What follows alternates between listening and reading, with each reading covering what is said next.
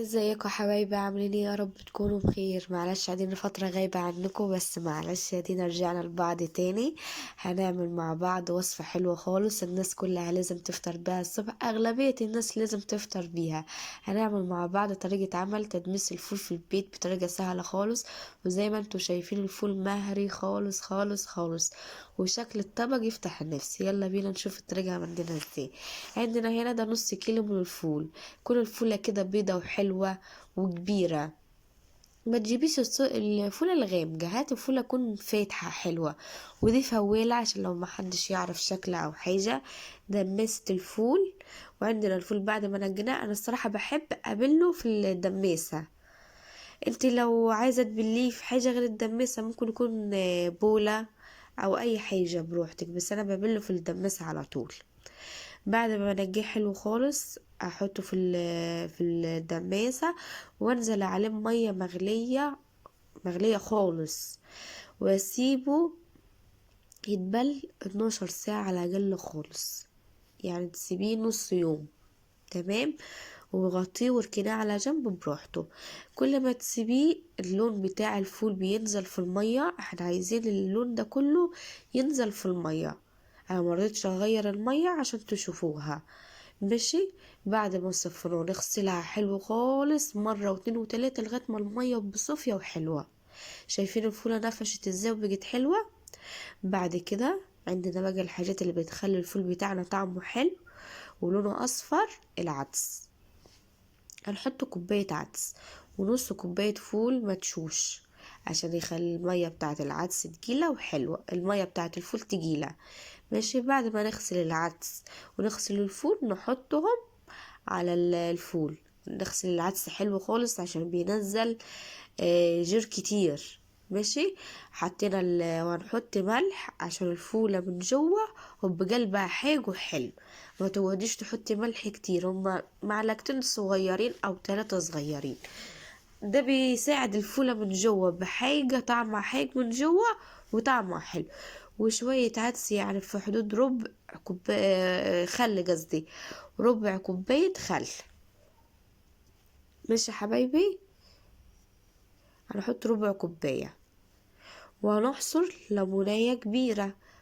الخل والليمون بيخلي الفولة ما تسودش وببيضة، تفضل الدبيسة بتاعة الفول لآخر معلقة زي ما هي ما تسودش. خلاص يا حبايبي. وبحطين عدس وفول وملح وخل و... وليمون. ده اهم حاجة، ده ما تقدرش تستغنى عن الخمسة دول ابدا. خلاص يا حبايبي. وبعد كده هنزودها بمية مغلية ونحطها على النار لغاية ما تغلي، واول ما تغلي نحوش الريمة. نجهز بقى ايه السخان بتاعنا لغاية ما الفول بتاعنا يغلي. نخلي السخان يسخن عن بالك. ادي شكل السخان اللي انا بعمل عليه الفول يا حبايبي. ده بيخليه يستوي حلو خالص وبحلو. وبنساه، مش كل شويه اقوم ازود ميه ولا اي حاجه خالص. زي ما بتحطيه كده لغايه ما تقفل عليه. ولو ما عندكيش سخانه، على عين البوتاجاز الصغيره تولعيها بعد ما الفول يغلي خالص، توطي عليه النار خالص، تخليها زي الشمع. بس ميزه السخان اللي انت مش بتزودي له ميه. اما العين البوتاجاز كل مدى كده تدخل تزودي له ميه عشان الميه بتنشف بسرعه. خلاص يا حبايبي. عرفتوا ميزة السخان؟ مش بيتزودي له ميه خالص. اما عين البوتاجاز كل مدى تزودي له ميه عشان ما يفكش منك. وكل ما تلاقي كده على الفول ريمة تحشيها عشان الفولة بتاعتك تبقى حلوة وما فيهاش اي شوائب خالص. هنقلب كده الفول عشان انا ما قلبتهوش.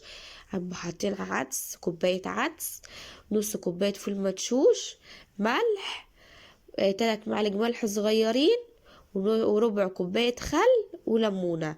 دول ما تقدريش تستغنى عنهم ابدا، ده اللي بيخلي طعم الفول حلو وبيخلي الفول اصفر. العدس بيخلي الفول اصفر خالص وبحلو. ناس بتحط طماطم وناس بتحط مش عارفة الصراحة، في ناس بتحط طماطم وناس بتحط رز. ليه طماطم؟ الطماطم مش ملاش طعم، بتخلي اللون وممكن الأكل يحمض، الفول بيحمض بسرعة.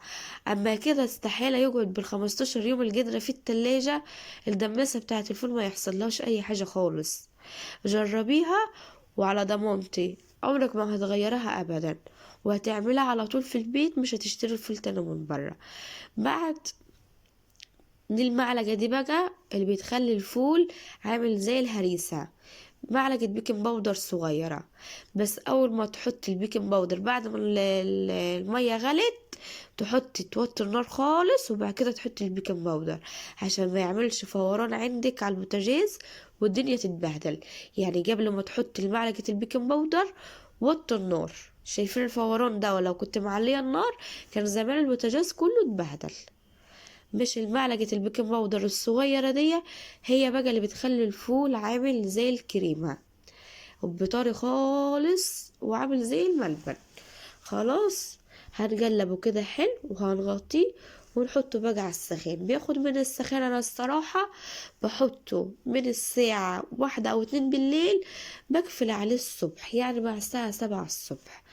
خلاص حبايبي، لو هتعملي بقى على البوتاجاز تعملي الصبح، عشان ما ينفعش تنامي وتسيبي على السخان، عشان فوق البوتاجاز على الفول بيعوز ميه. اما السخان انا بسيبه وبنام، بصحى الصبح اشيل الفيشه وخلاص بيستوى 100 100. هننقل الوقت على السخان واسيبه واوريهولكوا اول ما يستوي. انا الوقت حطيته على السخان وادخل بقى انام واوريهولكوا اول ما يستوي الصبح. تمام يا حبايبي؟ ما تنسيش تشتركوا في القناة وفعل الجرس ودوسوا لايك عشان القناة تكبر بيكم بسرعة.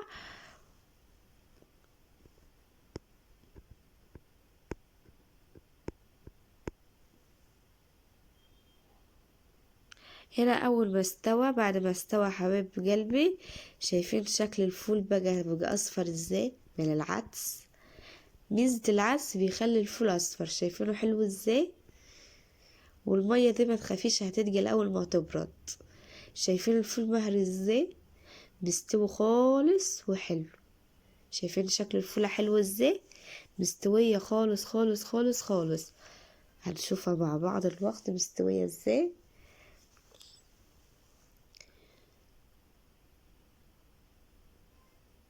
شكل الفول مهري واصفر ويفتح النفس، تاكلي بدل الطبق طبق واتنين وانت بتفطري كده على الصبح. شايفينها؟ طلعت لكم واحدة. شايفينها مستوي ازاي؟ حلو خالص. يلا بقى نقدم بالاكل، الفطار بتاعنا. هو المية دي خلي بالك اول ما بيبرد بيمسك في بعضه، يعني ما تخافيش، المية دي مش هتفضل كده على طول مية الفول. اول ما يبرد منك خالص، هو الوقت لسه طبعا لسه هيشيله من السخان وسخن، اول ما يبرد هتلاقي كل ده مسك في بعضه، المية بتاعته تجلت وبيجي حلو خالص. هنحط بقى في الاطباق بتاعتنا الفول بتاعنا المدمس الحلو. هنعمل طبق هنا بشطة وطبق بغير شطة عشان الأطفال. تمام، لو ما عندكيش أطفال اعمليه عادي بشطة. نحط هنا سنة ملح بسيطة خالص، احنا كده كده مملحين ومش بعوز ملح كتير. لو مش مملح هتقعد تحط في ملح وبرده بقلب الفولة من جوه وبعيد ما. انا بحط ملح وانا بعمله عشان بقلب الفولة بتاعته وببقى حاجة وحلوة. ونحط هنا سنة شطة، وهنحصر ليمونة، نص ليمونة هنا ونص ليمونة في الطبق التاني. خلاص حبايبي، طريقة سهلة وبسيطة وتعملها في البيت. كل ما الدمسة تخلص تعملي دمسة غيرها.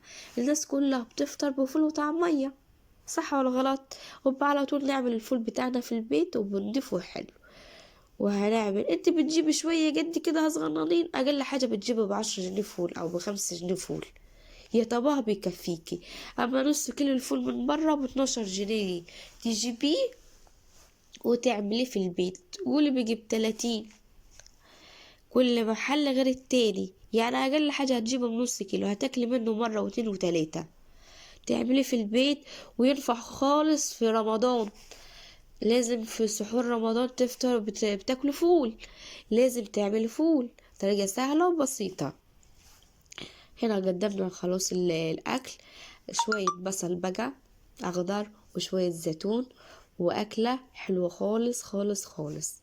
يلا قوموا جربيها، وما تنسيش تشتركوا في القناة وفعل الجرس. يلا باي.